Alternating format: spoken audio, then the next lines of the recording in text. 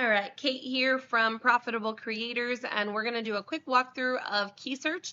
This is a keyword research tool that I love to use. It's comparable to Ahrefs, SEMrush, all of the other keyword research tools. Find the tool that works for you and stick with it. KeySearch is the one I use. It's very robust, it's very affordable, and everything that you need is in here. So I'm going to walk you through all the features of KeySearch. And of course, if you have any questions, feel free to leave comments on this video.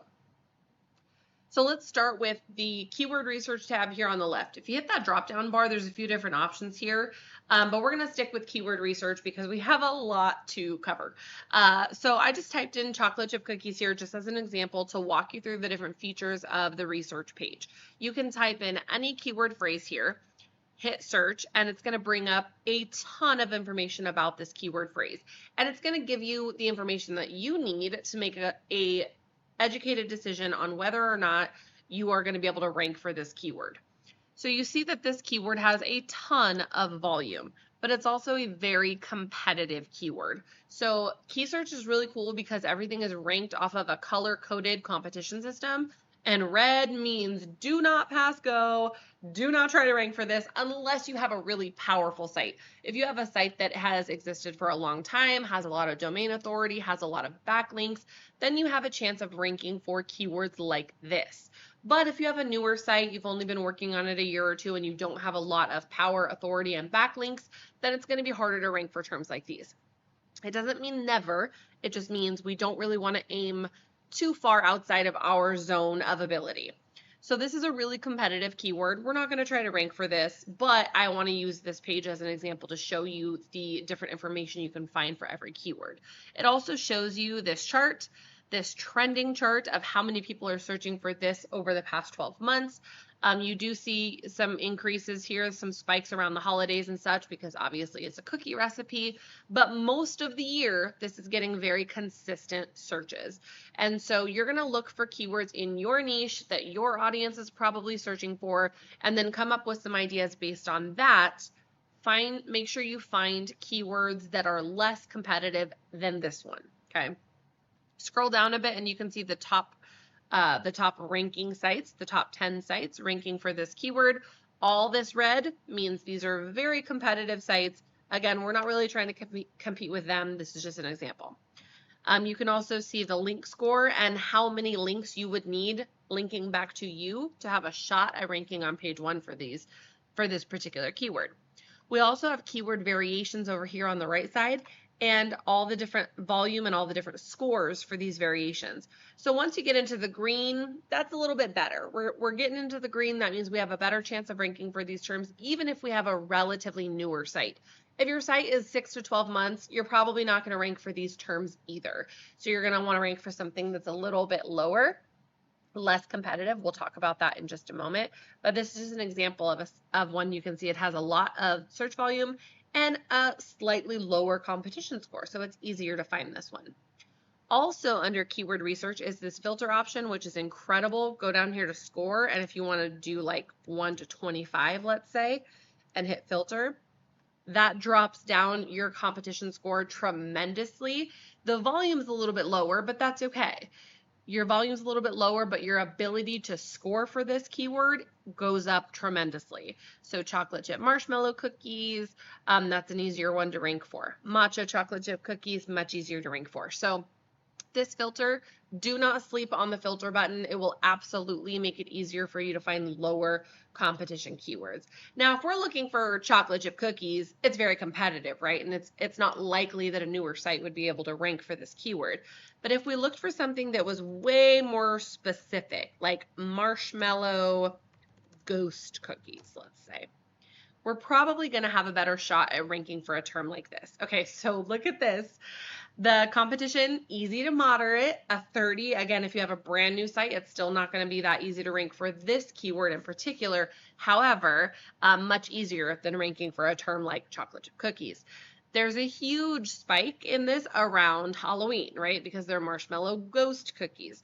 And then you can see lots of yellow, lots of green. So these are smaller sites, less competitive, less domain authority, much better chance of ranking for a term like this if you're a newer site. You can also see all the different variations. Gives you ideas for other types of recipes that you could write as well. Again, this is just for recipe bloggers. Marshmallow ghost, there's a lot more search volume for a term like that. Marshmallow ghost, so you might want to consider ranking for a term like that. We can again use our filter here and do like 1 to 25. Let's see if there's any in that range. Strawberry marshmallow cookies. Okay, we have a blue here, and that means that it's much easier to rank for a term like this. So these are really good examples of filtering out opportunities for easier to rank terms. Just keep in mind that this is a seasonal post. So you're going to get some good traffic for this post, but it's going to be seasonal. It's not going to last all year round. And that's okay too. It's just important to temper your expectations. So that's the keyword research tool. You can check difficulty of keywords. Brainstorm is a good feature too. It just covers the trends on Twitter, Amazon, and Google. Basically what's happening today and what's trending today. And you can start typing your own idea and get some information about what's popular in search engines today. I don't use the brainstorm feature a lot, but if you're feeling stuck and you need ideas, it's a good place to get started. Deep dive is new. We'll go into that in another video because we have a lot to cover in this one. But the one I want you to focus on is keyword research. That's where you're going to do your direct keyword research. Explorer, where you can study your website and anyone else's website and learn a ton of information about your competitors and the type of content and the type of websites that you have a chance to compete against. So I just typed in Forbes.com, really powerful website, 9.4 out of 10 domain strength. It has a very competitive score overall as a website, meaning that if Forbes is ranking for a term, it's unlikely that you're going to knock it out of the top spot unless you have a highly competitive site, very powerful site as well. A lot of backlinks, a lot of referring domains, ton of organic keywords. You can click on view keywords and see everything that they're ranking for. But again, they're all in red, meaning these are really, really competitive keywords. If you don't have a powerful site with a lot of authority, we're not going to be competing with these types of keywords. You can also see their top competitors and view a full list of their competitors, ranking distribution. You don't need to stress too much about the stuff that's going on down here. But you will notice that their top anchors are all related to their specific brand, Forbes, Forbes.com. That's interesting to note. A lot of these really powerful sites have a lot of anchors leading back to their branded name. Just something to keep as a side note. So that's Forbes. Put in your website here, search for it, see what your competition score is, and then find some competitors in that same space. You'll find those down here, top competitors and view competitors, and that's how you'll start to find some keywords that you can potentially rank for. Competitive analysis, you can check other people's backlinks. Again, we'll go to Forbes as our example, and you can see all of their backlinks. You can see all of their referring domains and all of the anchor text. Remember how I said the anchor text is like the text that the hyperlink is attached to leading back to Forbes. So this site linked the word Forbes back to this Forbes site. This site linked the word Forbes back to the Forbes site. And this has a lot of power. The anchor text for these Forbes sites has a lot of power. You want these referring domains linking back to your site, and that'll happen over time. The whole anchor text, do follow, referring domains, all that stuff is a conversation for another day. Again, this is a really competitive site, so that's not necessarily what we're trying to compete with. This is just to show you exactly what to look for when it comes to your competitors. You can also check organic keywords, competitor gap, site audit, a lot of features in here. Just the backlink checker is valuable in itself. If they have 1 million backlinks and you have 10 backlinks, you are probably not going to outrank them, so don't even try. Try to find websites that you can outrank based on similar content when it comes to your competition. Explorer is the same. Let's do a different one away from Forbes. Let's do like a mom blog. Scary Mommy. Takes a minute to pop up. All right, so this loaded up and you can see that this one is not as strong as Forbes, but it is a higher domain strength. It is a higher competition score. They do have a lot of referring domains. So again, if they have 55,000 referring domains and I have 50, I'm probably not going to be able to compete with this website. Again, this website has existed for a long time, has a lot of power, has a lot of content. And so we'll get there eventually. We just have to keep working at it. I'm not going to be competing with them because I'm a smaller site, right? But you can view their competitors and try to find a competitor with a lower domain authority. And then that'll give you an opportunity to kind of see what those competitors are ranking for. And then you have a better chance of ranking for those types of articles, okay? So let's talk about the competition score and these colors, because that's kind of the question that we always come back to. KeySearch has an article about it. They have 6 different levels of competition. Very easy, fairly easy, easy, moderate, moderate, fairly difficult, very difficult. If you are a newer blogger, meaning you've been blogging on your site consistently for the last 12 months, working hard on your SEO, working hard on building content, building backlinks, you still want to stay in these first 2 realms, the light blue and the light green. So you see the light blue is very easy. Light green is fairly easy. You got a good chance of ranking for these. You just have to work a little bit harder. Easy, moderate, you still have a chance of ranking for these, but it's going to take a little bit of time. And then once we get into the yellow and the red, I mean, those are ones that you're just going to probably be staying away from until you have a very, very competitive and strong website. Okay. So that is that feature in itself. So let's find a mom blog that doesn't have as much authority and see if we can find some keywords that we can potentially rank for. So instead of scary mommy, let's put in new modern mom. I don't know this website owner at all. I just Googled mom blogs, and this was one of the ones that came up. So domain strength is relatively low. Competition score is relatively easy to compete with. It's that light green. We love it. And then backlinks 300, referring domains 175. So this website, this creator is working hard on building up content, building up backlinks. However, they don't have a ton of authority yet. So we actually have a good opportunity to compete with this content. You see that this creator is ranking in top 3 and 4 spots on a couple of different topics. That's awesome. So this is one that I would keep. This is one that I would keep on my radar. I would view the keywords. It's going to take a moment for this to pop up. You can export this as a Excel file so that you can hold on to these keywords. You don't have to write about all these topics, but if it's a low competition keyword and a website that is not a very powerful website is ranking in a top position for this keyword, you have a great opportunity to start ranking for it as well. So we have Haya Vitamins, relatively low competition score. She is ranking in a really high position for it. Awesome if you're a mom blogger and you want to review this product. Let's see another one.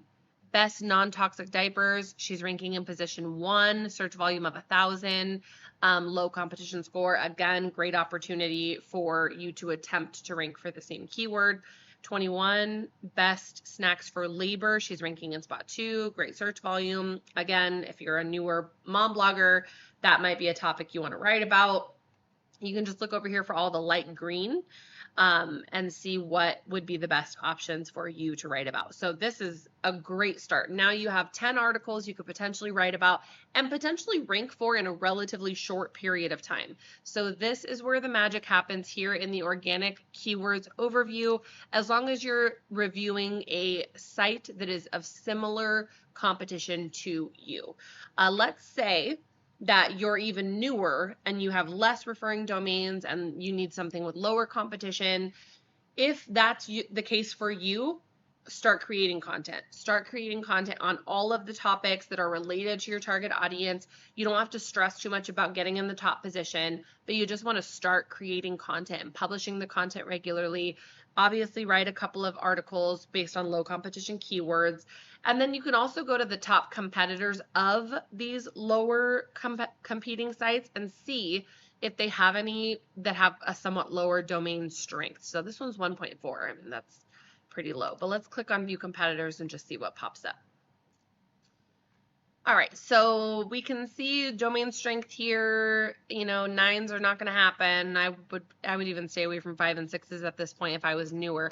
I see traveling with the littles has a really low competition score, or a really low domain strength, excuse me. So let's give that a shot. Do you want to open it in Explorer? Yes, it's essentially just going to reset from New Modern Mom to this other site. Traveling with the Littles. Okay, this one's actually a little more competitive. Couple more domain referring domains, couple more competitive keywords. Okay, so if you are a travel mom blogger, then this might be a site that you want to compete with, or find more competitors similar to you. If you're a mom blogger on other topics, the other one looked like pregnancy, postpartum, small kid content, you'd probably want to go back there and focus on those keywords. So this is just an example of how you can dig into the competition and see what their competition level is, basically what targets you need to hit so that you can start ranking for those same types of topics.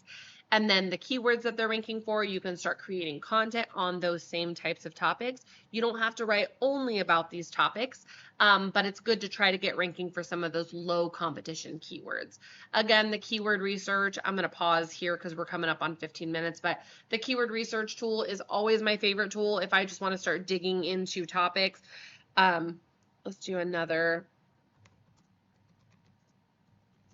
Let's just do some random question. Does Epsom salt expire? Competition's really easy. Everything's nice and green. Okay, power.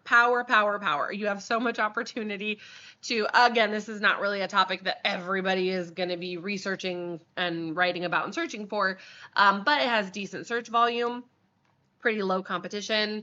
Yeah, so this would be, if it fits in your niche and it fits with your website, this would be a keyword that I'd probably write a quick article on.